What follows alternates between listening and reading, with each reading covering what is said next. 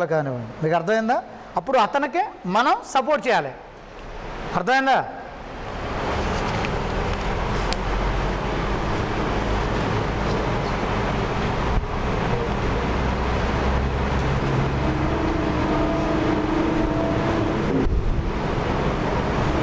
ఇంకో విషయం, ఈ సమస్యలతో పాటు చదవడం రాయడం రాదు. చదవడం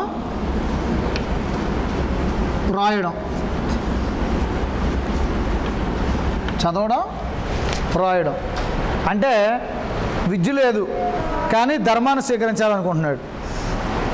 చదివేటటువంటి అతని దగ్గర ఆ జ్ఞానం లేదు కానీ అతను ఇస్లాం స్వీకరించాలనుకుంటున్నాడు. అతనికి ఎలా చెప్తాం? బుక్ పట్టుకెళ్ళి అతను ముందు పెడితే అతను చదవలేడు కదండి. చదువుతాడా? పుస్తకం పట్టుకెళ్ళి అతను ముందు పెడితే అతను చదువుతాడా?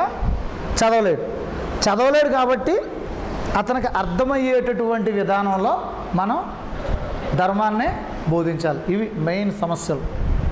ఒక కన్వర్ట్ ఎదుర్కొంటున్నటువంటి సమస్యలు అవి ఇవి అని చెప్పి రాసుకోండి. అర్థమైందా? ఇక రెండోది,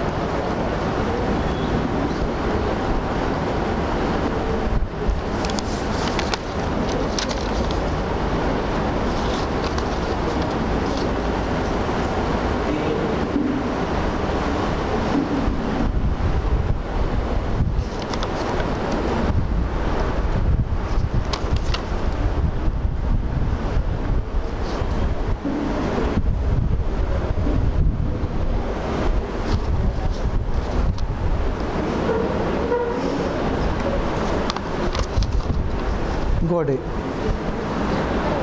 ఒక నవ ముస్లింని, రెండో ప్రశ్న రాసుకోండి. ఒక నవ ముస్లింని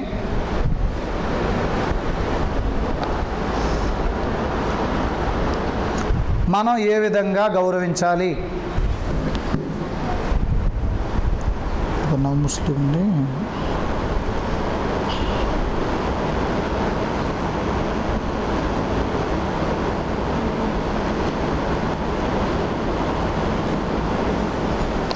అంటే అతన్ని గౌరవించడం అంటే ఇంట్లోకి ఆగేసి కుర్చీ వేసి కూర్చోబెట్టడం ఒకటే గౌరవం కాదు. అతనికి సరైనటువంటి జ్ఞానాన్ని అందించాలి. రాసుకోండి.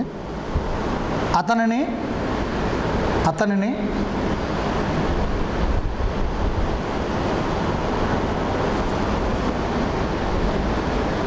మంచిగా చూడాలి మరియు అతని విశ్వాసం బలపడే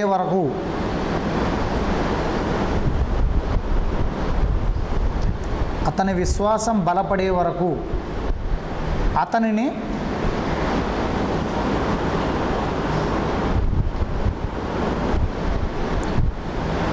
ధర్మానికి సంబంధించినటువంటి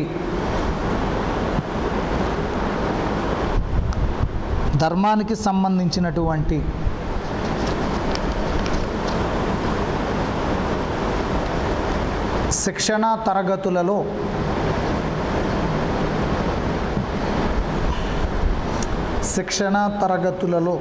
అంటే ఏంటి? తర్బియత్. ఏంటిది? తర్బియత్. శిక్షణా తరగతులలో చేర్పించాలి.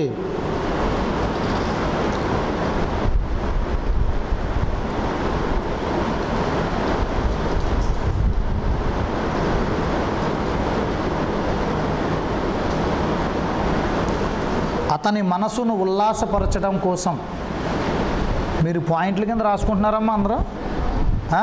చెప్పేది పాయింట్స్ 1, 2, 3 అలా రాసుకోండి. అర్థమైందా? ఈ రోమ్ సంఖ్యలు ఉన్నాయి కదా, 1, 2 అలాగా.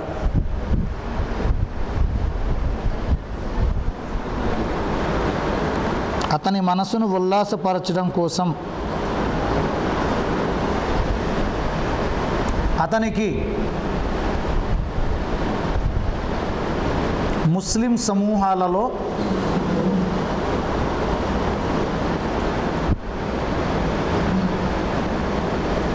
గౌరవం ఏర్పడే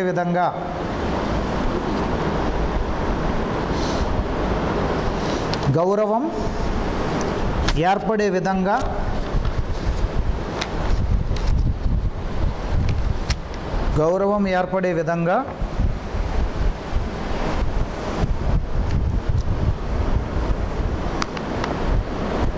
ప్రవర్తించాలి.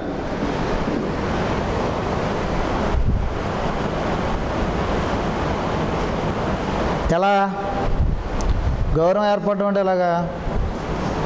మసీదులో తీసుకెళ్తాం, కలిమా చదివిస్తాం, మసీదులో తీసుకెళ్ళిన తర్వాత అక్కడ ఉన్నటువంటి వాళ్ళందరికీ పరిచయం చేయాలి. అర్థమైందా? అతన్నే బయట మతస్థుడు అనే విధంగా చూడకుండా అతను వేరే కులస్థుడు లేదా వేరే మతస్థుడు అనేటటువంటి దృష్టితో చూడకుండా, అర్థమవుతుందా? కొన్ని మసీదుల్లో ఉదాహరణకి తణుకులో కొంతమంది స్టూడెంట్కి క్యాంప్ పెట్టాం. గురువుగారు మేము తీసుకొచ్చి జీలిమిల్లో ఉండగా క్యాంప్ పెట్టి వాళ్ళ ముస్లింలు మొత్తం, ఒక అతనేమో హిందువుల్లో అతను పద్మశాలి ఏదో ఉందో కులం అతనిది, తతిమ వాళ్ళు మొత్తం క్రిస్టియన్స్ అన్నమాట. మేము తీసుకొచ్చిన తర్వాత వీళ్ళు మస్జిద్కి వెళ్ళడం మొదలుపెట్టారు. ఎక్కడికి? తణుకు మస్జిద్కి. అక్కడ మొత్తం కూడా దావత్ పనికి వ్యతిరేకం, అదొక ఫిర్కా. వీళ్ళ నమాజ్లో అష్హదు అన్ లా ఇలాహ ఇల్లల్లాహ్ దువా చదువుతాం కదా, అత్తహియాతులో వేలు ఊపుతుండే వీళ్ళని కొట్టడానికి వచ్చేసారు. ఎంత మంచోళ్ళు చూడండి. ఇలా వేలు ఎందుకు ఊపుతున్నాను అని అడిగితే హదీస్లో ఉందని చెప్పాడు ఈయన. చెబితే వాళ్ళు ఏం చేశారంటే వీళ్ళ మీద టార్గెట్ పెట్టారు, మీరు మా మస్జిద్కి రావద్దు. అంటే ఇది జ్ఞానంతో కూడుకుందా, మూర్ఖత్వంతో కూడుకుందా? భయంకరమైన మూర్ఖత్వం. అర్థమవుతుందా మీకు? ఒకడు అంటాడంట, ఒరే వీడు కట్నం అవ్వలేదురా, వీడు మసీద్కి వచ్చేస్తున్నాడు ఏంటి అంటాడంట ఒకడు. వీళ్ళు బాధపడలేక ఓ మసీద్ కట్టించారు జాగ్రత్తగా, బిస్మిల్లా కట్టించుకున్నారు. వాళ్ళు తణుకులో అలీదీస్ మసీద్ రన్ అవుతుంది. తెలుసా మీకు ఆ విషయం? తెలుసా? అంటే ఇక్కడ సమాజం నుండి, అందులో ముస్లిం సమాజం నుండి, మీకు అర్థమవుతుందా? మన ముస్లిం సమాజం నుండి వచ్చేటటువంటి సమస్యలు ఏవైతే ఉన్నాయో వాటి నుండి కూడా ఇతన్ని మనం రక్షించాలి. అర్థమవుతుందండి మీకు?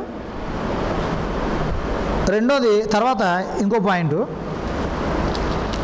కొత్త ముస్లిం పైన నవ ముస్లిం మీద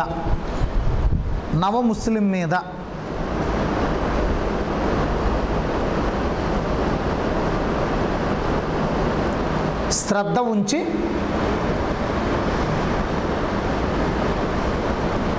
ఉంచి అతనిపై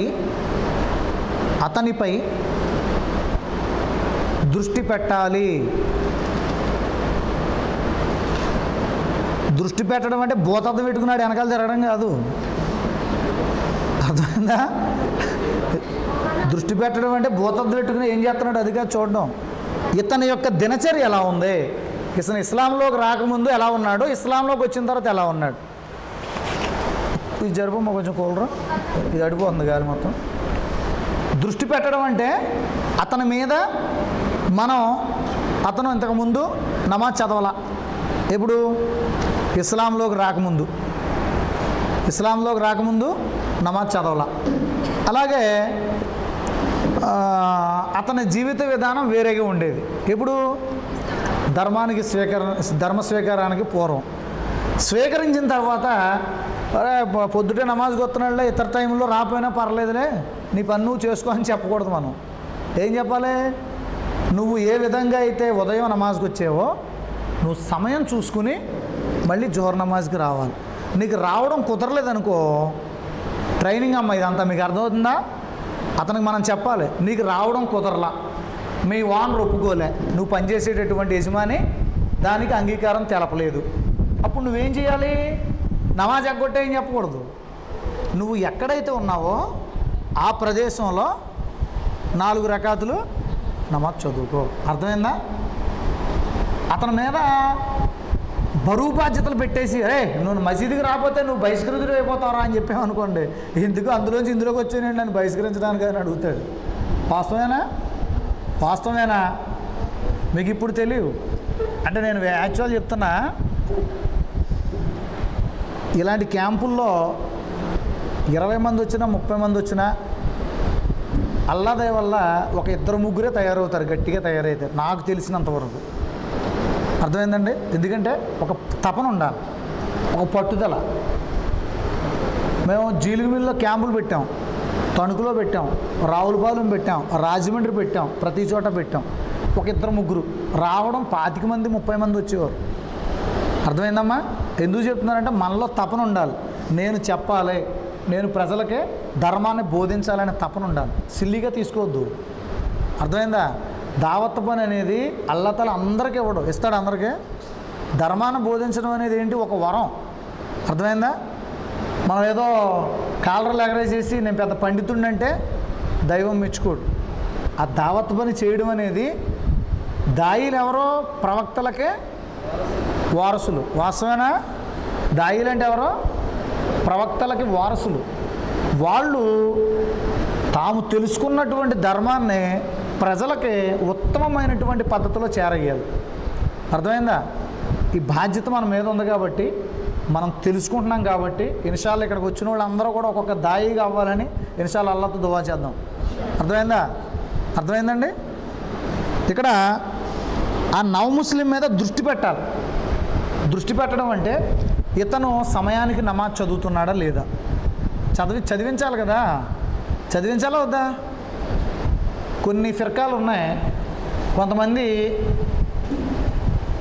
కలిమా చదివా స్వర్గానికి వెళ్ళిపోతావు అని చెప్తున్నారు. ఇప్పుడు కలిమా చదివే నువ్వు స్వర్గానికి వెళ్ళిపోతావు, నువ్వు నమాజ్ చదివినా నమాజ్ చదవకపోయినా స్వర్గానికి వెళ్తాడండి? వెళ్తాడా? లా ఇలాహ ఇల్లల్లాహ్ ముహమ్మద్ రసూలుల్లాహ్ సల్లల్లాహు అలైహి వసల్లం కలిమా చదివేస్తే నువ్వు స్వర్గానికి వెళ్ళిపోతావు అని చెప్తున్నారు. ఇంకొంతమంది ఏం చెప్తున్నారంటే 40 రోజులు లేదా 4 నెలలు లేదా సంవత్సరం భార్య పిల్లలను వదిలిపెట్టేసి ఊళ్ళు చుట్టూ తిరిగేస్తానంటే స్వర్గం సర్టిఫికేట్ దొరికేసిందంటండి. నేను వెళ్ళిపోతాను అలా సర్టిఫికేట్ వస్తే ముందు. తెలుసా? ఫిర్కాలు మనకొద్దు. దావత్ పని చేసేవాళ్ళు ఫిర్కాలు ఎత్తకూడదు, తెలుసా? ఎవరికైనా మండింది అనుకోండి స్టేజ్ మీద కింద లాగేస్తాడు. మాకు మైకులే కట్టేశారు ఒకప్పుడు, మేము మీద స్పీడ్గా మాట్లాడి. అర్థమైందా? తబ్లిగ్ వాళ్ళ, జమాత్ ఇస్లాం వాళ్ళ, బరేలు వాళ్ళు ఏం మనకొద్దు. వాస్తవా కదా? అన్ని వర్గాల వాళ్ళు ఉంటారు, తబ్లిగ్ జమాత్ వాళ్ళు ఉంటారు, అల్లే తీసుకోండి, తెలుసుకోవాలి. అర్థమైందా? మనం ఫత్వాలు జారీ చేయకూడదు, మనం స్వర్గం సర్టిఫికేట్ దొరికేసిందని చెప్పి ఎగిరి గంతులు వేయకూడదు. ఎప్పుడు కూడా మన బాధ్యత ఏంటి? కలిమా చదువు, కలిమాతో పాటు ఆచరణ కూడా చెయ్యి. అప్పుడు నీకేం దొరుకుద్ది? స్వర్గం దొరుకుద్ది. కలిమా చదివేసి ఇంట్లో వేసి పడుకుంటే ఏం దొరుకుద్ది? నరకం దొరుకుద్ది. వాస్తవేనా? అది చూడండి, నవముస్లింపై దృష్టి పెట్టాలి. రాసుకున్నారుగా? దృష్టి పెట్టడంలో ఏంటి? అతను నమాజ్ చదువుతున్నాడా లేదా రాసుకుంటారు. అది కూడా రాసుకోండి. అతను నమాజ్ చదువుతున్నాడా లేదా,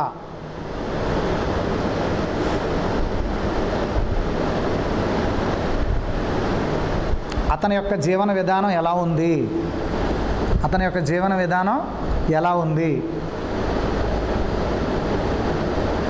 అతని యొక్క ప్రవర్తన తీరు ఎలా ఉంది. ప్రవర్తన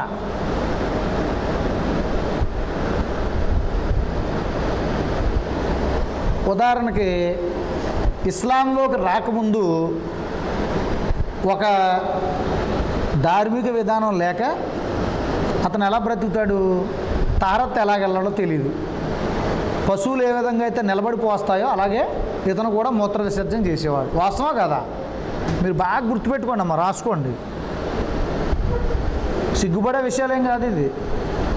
అర్థమైందా? ఇస్లాంలోకి వచ్చిన తర్వాత విధానం మారిందా లేదా? మారిందా? ఇస్లాంలోకి రాకముందు అన్నం తినే విధానం తెలియదు అతనికి. సరిగ్గా తినడం తెలుసా? అన్నం తినే విధానం తెలియదు. చిన్న చిన్న పాయింట్లు మనిషి మైండ్ మీద పనిచేస్తే ఇదే కరెక్ట్ అంటాడు ఎవడైనా సరే. ధర్మం తెలుసా? మనం మాట్లాడి మాటలతోటి అవతలోని మనదే కరెక్ట్ ధర్మం తీసుకురావచ్చు. దీనివల్ల మనకు ఉపయోగం ఏంటని ఆయన అనక్కర్లా. అతను ఒప్పుకోకపోయినా మీది కరెక్ట్, మీ విధానం కరెక్ట్ అన్నాడు అనుకోండి, మేము కరెక్ట్ అని ఒప్పుకున్నాం, నువ్వు ధర్మాన్ని స్వీకరించాల్సిన బాధ్యత నీ మీద ఉంది. ఒప్పుకున్న తర్వాత స్వీకరించాలా వద్దా? స్వీకరించకపోతే తీర్పు దినాన అల్లా దర్బారులో నీకు ఈ శుభవార్త అందించానా లేదా అనే విషయాన్ని అక్కడ చెప్పు చాలను. నీకు బాధ్యత వదిలిపోయిందా లేదా? వదిలిపోయిందా లేదా? అర్థమైందండి? చెయ్యి పట్టుకుని ఎవరిని ఇస్లాంలోకి మనం తీసుకురాలేం. అలాగని రోడ్డు మీద లేవని చెయ్యట్టుకుని కలిమా చదివి స్వర్గం ఇవ్వలేం. ఇస్తామా? ఇప్పించగలమా? చెప్పండి, వాస్తవా కదా? పాత విశ్వాసాన్ని అతని నుంచి తొలగించాలి, కొత్త విశ్వాసాన్ని అతనిలోకి ఎక్కించాలి. ఉదాహరణకి భోజనం, మనం అన్నం తింటాం. అన్నం తినే విధానం ఎలా ఉంటుంది? మనకి 3 వేళ్ళు లేదా 4 వేళ్ళతోటి ఆహారం మనం తింటాం. తిన్న తర్వాత ప్లేటు మొత్తాన్ని కూడా వేలుతోటి శుభ్రం చేస్తాం. ఏమ్మా మీరు ఎవరు చేయట్లేదా? చెప్పండి. శుభ్రం చేస్తాం. చేసిన తర్వాత వేళ్ళని ఎటువంటి చేయడం కదరా బాబు, ఈ వేళ్ళని నాలుగుతోటి శుభ్రం చేస్తాం. ఇందులో కూడా వాళ్ళకి దావత్ ఇవ్వచ్చు. తెలియనోడు అంటాడు, వరే కావాలంటే కొంచెం వేసుకోరా, ఏళ్ళు నాకుతావు ఎందుకు అంటాడు తెలియనోడు. కానీ దీని గొప్పతనం ఏంటి? రసూలుల్లాహ్ సల్లల్లాహు అలైహి వసల్లం ఏమన్నారు? మీరు ఆహారం తిన్న తరువాత మీ యొక్క వేళ్ళని నాలుగుతో శుభ్రం చేయడం వల్ల మీ వేళ్ళలో ఉన్నటువంటి కొన్ని రకాల ఎంజైమ్స్, అంటే కొన్ని రకాల ఈ బలవర్ధకమైనటువంటి ఇవి ఎంజైమ్స్ నోట్లోకి వెళ్ళి మనం తిన్నటువంటి ఆహారాన్ని మెత్తబరుస్తాయి. వాస్తవా కదా? రాత్రి అన్నంలో చేయట్టామండి, తెల్లారేటోడికి అన్నం ఏమవుతుంది? ఏమండి ఏమవుతుంది? అన్నం నీరు పడద్దా? మెత్తబడిపోద్దా? వీడి చేయి గొప్పతనం కాదు, వీడి పెట్టి చేయి గొప్పతనం కాదు, చేతిలో ఉన్నట్టు